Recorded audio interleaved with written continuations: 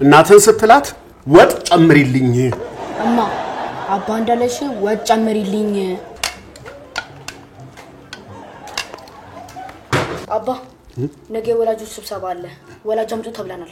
ችግር የለውም እናት ትሄድላለች የኔ አባትሽን ስትዩ እኔ ብዙ ስራ አለብኝ ራሴ ሂድለት በይ አባ እማዬ እንዳለች እኔ ብዙ ስራ አለብኝ ራሴ ሂድለት ፊደልና ቃል ማቀበሉ ብዙም አይከብድም አረፍተ ነገር ማቀበሉ ግን በጣም ነው የሚከብደው አንዳንዴ የሚነግሩኝ አረፍተ ነገር ይረዝምና ራስዋል ከዛ በኋላ በረም ባላቀበልም ከዛ በረም ባላቀበልክም ብለ ይቆጡኛል እኔ እናትን ስትላት እኔም ብዙ ስራ ያለብኝ ሰው ነኝ የቤተሰቡ ኃላፊነት የኔ ብቻ አይደለም ባለፈው ወር እኔ ሄጀለታለሁ አሁን ያንቺ ተራ ነው ራስሽ ሂጅለት በላት ሄኒ ለእናት ስትላት እሱንማ አንተን ያልኩ ከዛ በኋላ ያለው ንገራት